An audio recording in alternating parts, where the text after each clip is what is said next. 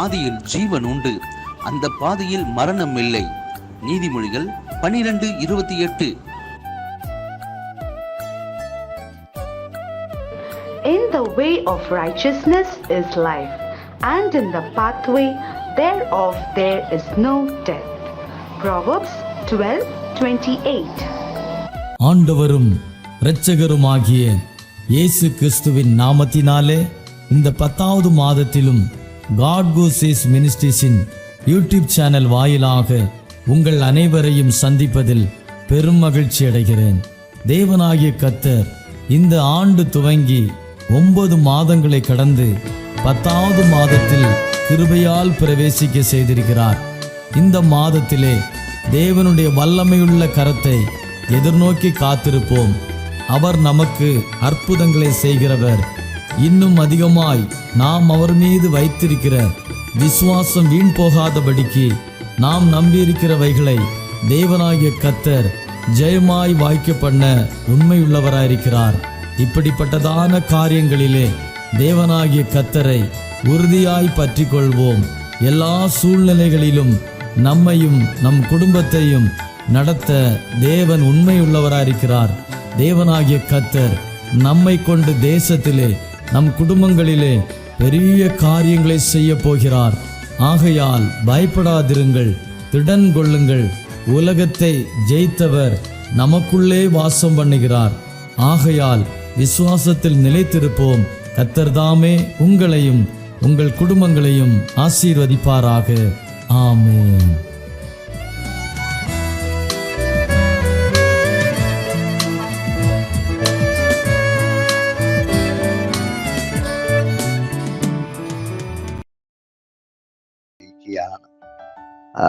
നമുക്ക് വേണ്ടി വൻ കാര്യങ്ങളെ പ്രവർത്തിക്കുന്ന നമ്മുടെ ദൈവം നമ്മോടുകൂടെ ഉള്ളതിനായി സ്തോത്രം ചെയ്യുകയാണ്. ഈ മാസം നമ്മുടെ ജീവിതത്തിൽ അനുഗ്രഹത്തിൻ്റെയും സമൃദ്ധിയുടെയും സമാധാനത്തിൻ്റെയും ആമേൻ വിടുതലിൻ്റെയും മാസങ്ങളായി മാറട്ടെ. ദൈവഭക്തന്മാരായ നമ്മുടെ ജീവിതത്തിൽ പ്രത്യാശയ്ക്ക് ഭംഗം വരാത്ത നിലവാരത്തിൽ ജീവിതം മുന്നോട്ട് പോകുവാൻ ദൈവത്തിൻ്റെ കൃപയും അനുഗ്രഹവും സമാധാനവും നമ്മളിൽ ഉണ്ടാകട്ടെ. സ്തോത്രം. നാം എത്രമാത്രം പ്രത്യാശ വയ്ക്കുന്നതിനനുസരിച്ച് അതിൻ്റെ പ്രതിഫലവും നാം ദൈവത്തോട് പ്രത്യാശ വയ്ക്കുന്ന അടുത്തനുസരിച്ച് നമ്മുടെ ജീവിതത്തിനകത്ത് പുതിയ പുതിയ വഴികളും പുതിയ പുതിയ ഉറവകളും തുറന്നു വരുന്ന മാസങ്ങളായി മാറട്ടെ എന്ന് ഞാനും ആശംസിക്കുകയും ആഗ്രഹിക്കുകയും ചെയ്യുന്നൊരു വാക്യം വായിക്കാം. സംഖ്യാപുസ്തകം 11-ാം അധ്യായം 1-ാം വാക്യം. സംഖ്യാപുസ്തകം 11-ാം അധ്യായം അതിൻ്റെ 1-ാം വാക്യം. അനന്തരം ജനം യഹോവയ്ക്ക് അനിഷ്ടമായത് തോന്നുമാറും പിറുപിറുത്തു. യഹോവ കേട്ടവൻ്റെ കോപം ജ്വലിച്ചു. യഹോവയുടെ തീ അവരുടെ ഇടയിൽ കത്തി. പാളയത്തിൻ്റെ അറ്റങ്ങളിലുള്ളവരെ ദഹിപ്പിച്ചു കളഞ്ഞു. സ്തോത്രം. അതിൻ്റെ 2-ാം വാക്യം കൂടെ വായിക്കുന്നു. ജനം മോശയോട് നിലവിളിച്ചു. മോശ യഹോവയോട് പ്രാർത്ഥിച്ച് അപ്പോൾ തീ കെട്ടുപോയി. അനുഗ്രഹിക്കപ്പെട്ട നല്ല സന്ദേശത്തെ ഓർത്ത് ദൈവത്തിന് നന്ദി പറയുക. 11-ാം അധ്യായം 1 മുതൽ 3 വരെയുള്ള വാക്യം ജനം പിറുപിറുക്കുന്നു. 3 മുതൽ 35 വരെയുള്ള വാക്യങ്ങൾ 11-ന്റെ 3 മുതൽ 35 വരെയുള്ള വാക്യങ്ങൾ പിറുപിറുത്തതിൻ്റെ ഫലമായി ദൈവം അവർക്ക് വേണ്ടി സ്തോത്രം അവർ ആഗ്രഹിച്ച വിഷയത്തിൽ സമൃദ്ധിയെ കൊടുക്കുന്നു, കാടയെ അയക്കുന്നു. സ്തോത്രം. ശ്രദ്ധിക്കൂ, മടങ്ങി വരാം. 1-ാം വാക്യം വായിച്ചു. ജനം യഹോവയ്ക്ക് അനിഷ്ടമായത് തോന്നുമാറും പിറുപിറുത്തു. യഹോവ കേട്ടവന്റെ കോപം ജ്വലിച്ച്. യഹോവയുടെ തീ അവരുടെ ഇടയിൽ കത്തി. പാളയത്തിൻ്റെ അറ്റങ്ങളിലുള്ളവരെ ദഹിപ്പിച്ചു കളഞ്ഞു.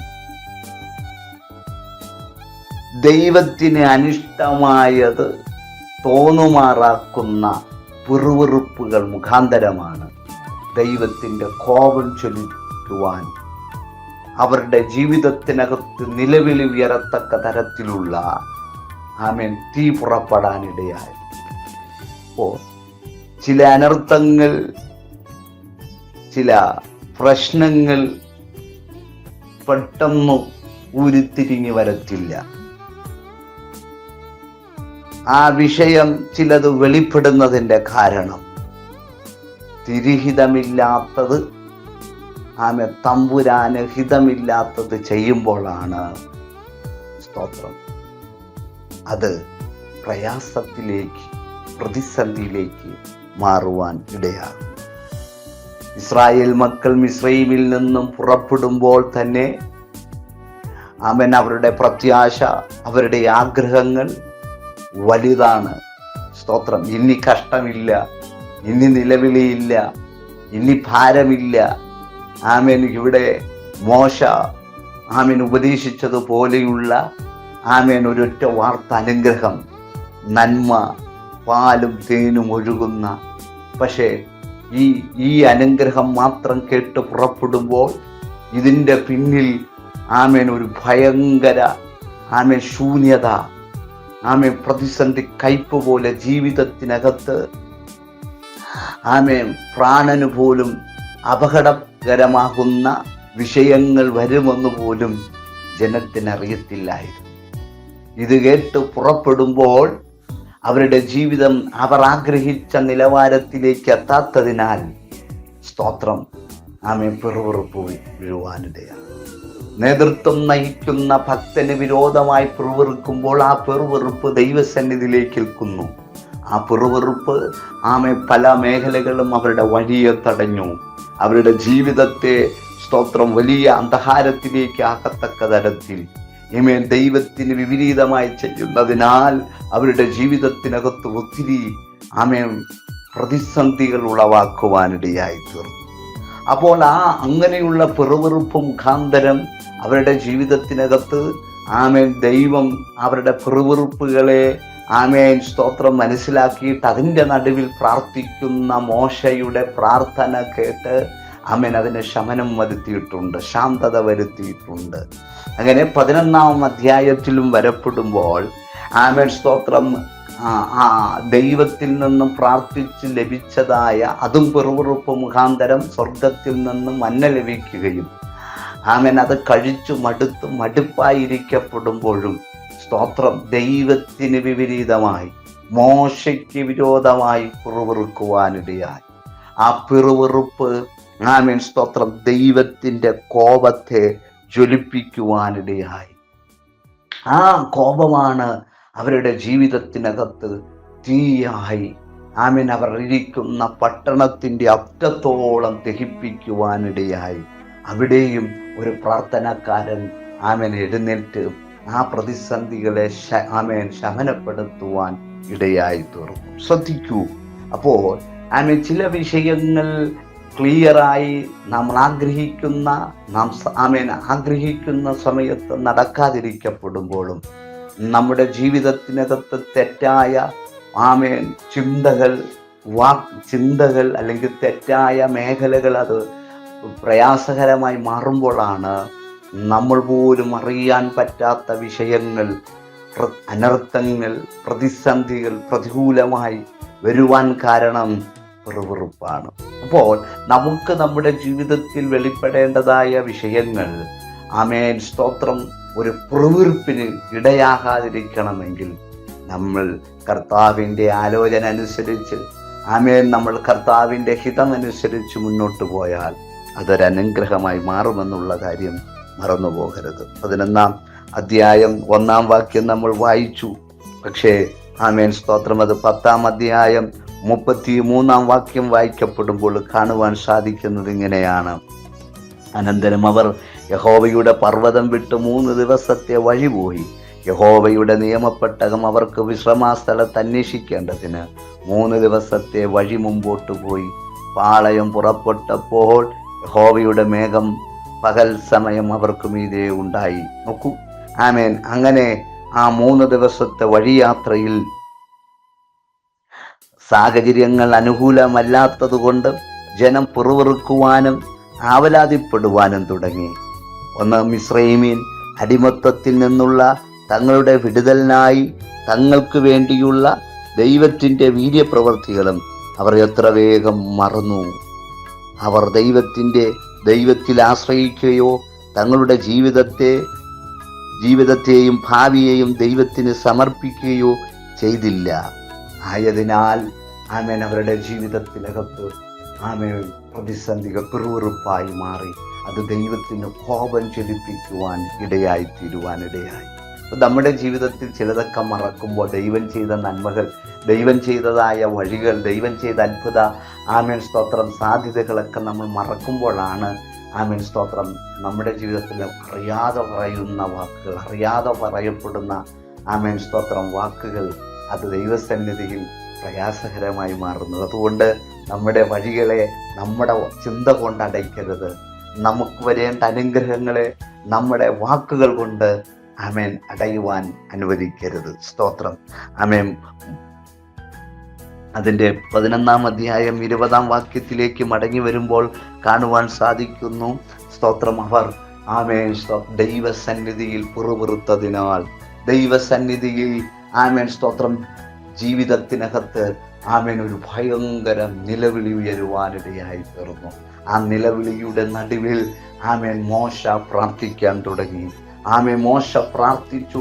അവർ അഭിമുഖീകരിച്ച വിഷയം സ്തോത്രം തീ കെട്ടുപോകാനിടയായി. ഇന്ന് പകലിൽ ഞാൻ നിങ്ങളോട് പറയാം, എത്ര ആമേൻ സ്തോത്രം നമുക്ക് പോലും അണയ്ക്കാൻ പറ്റാത്ത, നമുക്ക് പോലും പരിഹരിക്കാൻ പറ്റാത്ത ആമേൻ സ്തോത്രം ആമേൻ നമ്മുടെ വിഷയത്തെ ആമേൻ നമ്മളെക്കാളും അറിവും ആമേൻ നമ്മളെക്കാളും നന്നായിട്ട് വലിയ മാന്യതയും ആമേൻ സ്തോത്രം ഉള്ള വ്യക്തികൾക്ക് പോലും പരിഹരിക്കാൻ കഴിയാത്ത ആമേൻ അധികാരി ആമേൻ അതിൻ്റെ സ്ഥാനമാനങ്ങളെ അഭിമുഖീകരിക്കുന്ന വ്യക്തികൾക്ക് പോലും നമ്മുടെ വിഷയത്തെ പരിഹരിക്കാൻ കഴിയത്തില്ല.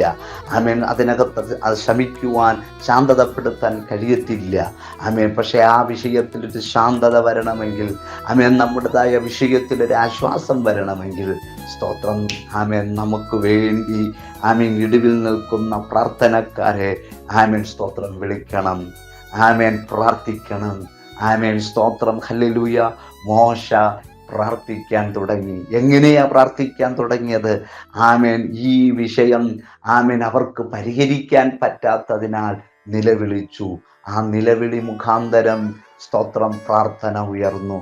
ഇന്ന് പകലിൽ നമുക്ക് പരിഹരിക്കാൻ പറ്റാത്ത, നമുക്ക് പോലും അണയ്ക്കാൻ പറ്റാത്ത വിഷയത്തിൽ നിലവിളി ഉയർന്നെങ്കിൽ ആ നിലവിളി ആമേൻ സ്തോത്രം ശാന്തമാകണമെങ്കിൽ പ്രാർത്ഥന ഉയരണം. പ്രാർത്ഥന ഉയർന്നാൽ ഇന്ന് രാത്രിയിൽ പറയാം, എത്രാളിക്കത്തുന്ന തീ ആമേ മേഖല പ്രശ്നമായാൽ എത്രാളിക്കത്തുന്ന തീ പോലെ ആ തീയെ അണയ്ക്കാൻ പ്രാർത്ഥന മാത്രം. ആമേ വലിയ തീയെ ആമേൻ വെള്ളം കൊണ്ടണയ്ക്കുന്നത് പോലെ സ്തോത്രം. ഹല്ലേലൂയ. ആമേൻ അത് അണയ്ക്കത്തക്ക തരത്തിലുള്ള സംവിധാനങ്ങൾ നമ്മുടെ ആമേൻ മുമ്പിലൊക്കെ ഉണ്ടാകപ്പെടുമ്പോഴും അതിവേഗത്തിൽ നമ്മുടെ ഇതുപോലെയുള്ള പൊങ്ങുന്ന പ്രശ്നങ്ങൾ ആമേൻ അണയ്ക്കാൻ കഴിയുന്നതൊന്നേ ഉള്ളൂ, അത് പ്രാർത്ഥനയാണ്. പ്രാർത്ഥനയാൽ കഴിയാത്തതൊന്നുമില്ല. പ്രാർത്ഥനയിൽ ആമേൻ 6 ലക്ഷത്തിൽ ജനം ആമേൻ സ്തോത്രം അനുഭവിക്കുന്നതായ ആമേൻ നിലവിളികളെ ഒറ്റ പ്രാർത്ഥന, മനുഷ്യന്റെ പ്രാർത്ഥന മുഖാന്തരം ആ തീ കെട്ടുപോകാനിടയായി. ഈ മാസത്തിൽ ഞാനൊരൊറ്റ ദൂത് പറയാൻ കഴിഞ്ഞ നാളുകൾ നിങ്ങളെ അഭിമുഖീകരിച്ച ആമേൻ വിഷയത്തെ കെടുത്തുന്നതായി മാറണം നമ്മുടെ പ്രാർത്ഥന. ആ പ്രാർത്ഥന ഇനി അടുത്ത ദിവസങ്ങളിൽ ചില വിടുതലുകൾ കേൾക്കണം. ചില വിടുതലുകൾ കേൾക്കുകയല്ല, കാണണം. സ്തോത്രം. അവർ ആഗ്രഹിച്ചു. ആമേൻ മന്ന കഴിച്ചു മടുത്തു. ആമേൻ സ്തോത്രം. ഹല്ലേലൂയ. എന്നാൽ മിസ്രൈമിയുടെ ചിന്ത ഓടി വന്നു. ആമേൻ നല്ലൊരു ഭക്ഷണം കഴിക്കാൻ, ഇറച്ചി കഴിക്കാം. പക്ഷേ എന്തു സംഭവിച്ചു? ആമേൻ ഒരു ദിവസം കഴിക്കത്തക്ക തരത്തിലല്ല, 5 ദിവസം കഴിച്ച് തൃപ്തി അടങ്ങത്തക്ക തരത്തിലില്ല ദൈവപ്രവൃത്തി വെളിപ്പെട്ടത്. 20 ദിവസം കഴിച്ച് തൃപ്തി അടക്കപ്പെടാനുള്ളതല്ല ദൈവം ചെയ്തത്. 1 മാസത്തോളം ആമേൻ കഴിച്ചു മൂക്കിൽ നിന്നും പുക പൊങ്ങത്തക്ക തരത്തിൽ എന്ന് പറഞ്ഞ കഴിച്ചു ഓർക്കാനം വരത്തക്ക തരത്തിലുള്ളതായ ആമേൻ വിടുതലാണ് സ്വർഗം അയച്ചത്. ഇന്ന് പകലിൽ ഞാൻ നിങ്ങളോട് ശക്തമായി പറയാം, ദൈവ പൈതലേ, നമ്മൾ ആമേൻ അഭിമുഖീകരിക്കുന്ന വിഷയം കൊണ്ട് ആമേൻ സ്തോത്രം ഹല്ലേലൂയ നിലവിളി അല്ലെങ്കിൽ ആമേൻ പ്രശ്നം വന്ന് നിലവിളികൾ ഉയരപ്പെടുമ്പോഴും ഞാൻ പറയാം, നമ്മൾ ആഗ്രഹിച്ചതിനേക്കാൾ അപ്പുറമായി ആമേൻ സ്തോത്രം. ആമേൻ. ഇസ്രായേൽ മക്കൾ കുറച്ച് ദിവസം മാത്രം കഴിക്കാമെന്നല്ല, ഒറ്റ മാസം അവർ ഒരു ദിവസം ആഗ്രഹിച്ചു, അല്ലെങ്കിൽ 1-2 ദിവസം ആഗ്രഹിച്ചില്ല, 1 മാസത്തോളം എന്ന് പറയുന്നത് പോലെ സ്വർഗത്തിലെ തമ്പുരാൻ നമ്മുടെ വിഷയത്തിൽ ആമേൻ സ്തോത്രം ആമേൻ 1 ദിവസമോ 1 മാസമോ 1 വർഷമോ ആമേൻ സ്തോത്രം ആമേൻ ഹല്ലേലൂയ തൃപ്തി അടങ്ങാത്തതല്ല, ആമേൻ ജീവപര്യന്തത്തോളം ആമേൻ സമൃദ്ധിയായി നടത്തുന്ന ഒരു തമ്പുരാൻ നമുക്കുണ്ട്. അതുകൊണ്ട് ഇന്ന് പകലിൽ ആമേൻ തമ്പുരാൻ അനിഷ്ടമായത് ചിന്തിക്കാതെ, തമ്പുരാൻ അനിഷ്ടമായത് പ്രവർത്തിക്കാതെ, സ്തോത്രം ആ അനിഷ്ടമായത് പ്രവർത്തിച്ച് തമ്പുരാന് കോപം അയച്ച് അത് അനർത്ഥമായി മാറാതിരിപ്പാൻ ഈ ദിവസങ്ങളിൽ നമ്മളെ തന്നെ കണ്ടുണർന്നു ദൈവകരങ്ങളിലേക്ക് ഏൽപ്പിക്കുന്നുവെങ്കിൽ സ്വർഗത്തിലെ തമ്പുരാൻ വൻ കാര്യങ്ങളെ ചെയ്യും. സംഖ്യാപുസ്തകം 11-ാം അധ്യായം 20-ാം വാക്യം കൂടെ വായിക്കുന്നു. 1 മാസം മുഴുവനും തന്നെ ആമേൻ അത് നിങ്ങളുടെ മൂക്കിൽ കൂടി പുറപ്പെട്ട് നിങ്ങൾക്ക് ഓക്കാനം വരുവോളം നിങ്ങൾ തിന്ന് നിങ്ങളുടെ ഇടയിൽ ഉള്ള യഹോവ നിങ്ങൾ നിരസിക്കുകയും ഞങ്ങൾ മിസ്രൈമിൽ നിന്നും എന്തിന് പുറപ്പെട്ടു പോന്നു എന്ന് പറഞ്ഞ് അവൻ്റെ മുമ്പാകെ കരയുകയും ചെയ്തിരുന്നുവല്ലോ. അപ്പോൾ മോശ എന്നോട് കൂടെയുള്ള ഈ ജനത്തിനു വേണ്ടി അത്ഭുതങ്ങൾ ചെയ്തതുപോലെ ഇന്ന് പകൽ മനസ്സിലാക്കുക. ആമേൻ സ്തോത്രം. അവിടെ കാണുവാൻ സാധിച്ചത് ഇങ്ങനെയാണ്. അവരുടെ വിഷയത്തിൽ ദൈവം വിടുതൽ കൽപ്പിച്ചു. ഈ ദിവസങ്ങളിൽ ആമേൻ നമ്മൾ കരയുന്ന, നമ്മൾ ആഗ്രഹിക്കുന്ന വിഷയങ്ങൾ സ്തോത്രം പെറുവിറുപ്പിനിടം കൊടുക്കാതെ, അനർത്ഥത്തിനിടം കൊടുക്കാതെ, ദൈവത്തിൻ്റെ തീക്ക് പ്രയാസത്തിനിടം കൊടുക്കാതെ ദൈവത്തിൻ്റെ മറുപടിക്ക് വേണ്ടി അത് പ്രാർത്ഥന നീട്ടുക. ആമേൻ സ്തോത്രം. താമസിക്കും തോറും നമ്മുടെ വിഷയം വലുതാണ്, നല്ലതാണ്. അതുകൊണ്ട് ഇന്ന് പകലിൽ ആമേൻ ഒരു കാര്യം പറയാം. ഏതൊക്കെ വിഷയങ്ങൾ പൊങ്ങിയാലും ആമേൻ തീയെ അണപ്പിക്കുന്ന വെള്ളം അത് അണഞ്ഞു കെട്ടുപോകുന്നത് പോലെ നമ്മുടെ പ്രാർത്ഥനകളെ ഇന്ന് പകലിൽ ചില മറുപടിയായി നമ്മുടെ പ്രാർത്ഥന സ്തോത്രം ചില പ്രശ്നത്തെ കെടുത്തിക്കളയുകയും നമുക്ക് വേണ്ടി ചില മറുപടിയും തരുന്നതായി മാറുന്ന ദിവസങ്ങളായി മാറട്ടെ. ഈ മാസം അത്ഭുതത്തിൻ്റെ, വിടുതലിൻ്റെ, അനുഗ്രഹത്തിൻ്റെ മാസമായി മാറട്ടെ എന്ന് ആശംസിച്ചുകൊണ്ട് നിർത്തുന്നു. ദൈവം നമ്മെ അനുഗ്രഹിക്കട്ടെ. ദൈവം നമ്മെ അനുഗ്രഹിക്കട്ടെ.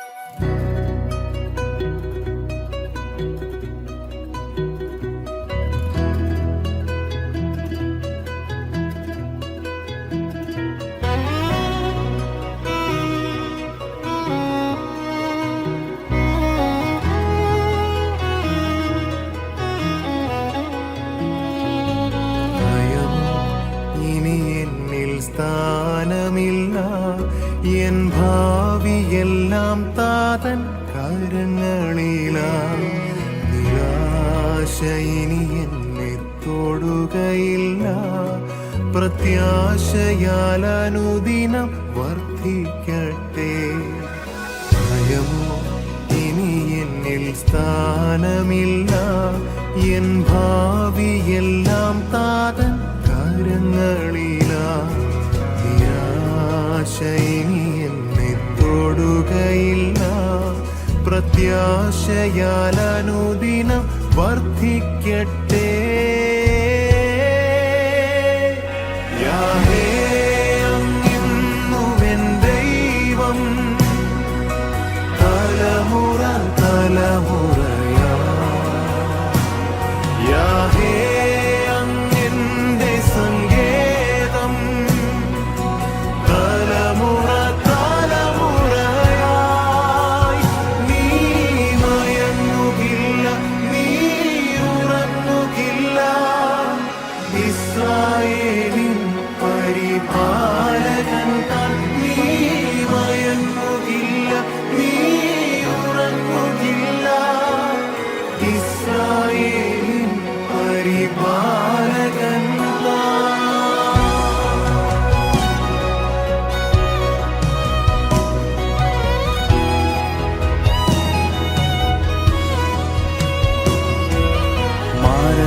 ഭയം എല്ലാം മാറിടട്ടെ, ശത്രുഭീതിയെല്ലാം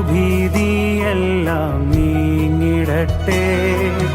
മരണഭയം എല്ലാം മാറിടട്ടെ. ശത്രുഭീതിയെല്ലാം നീങ്ങിടട്ടെ.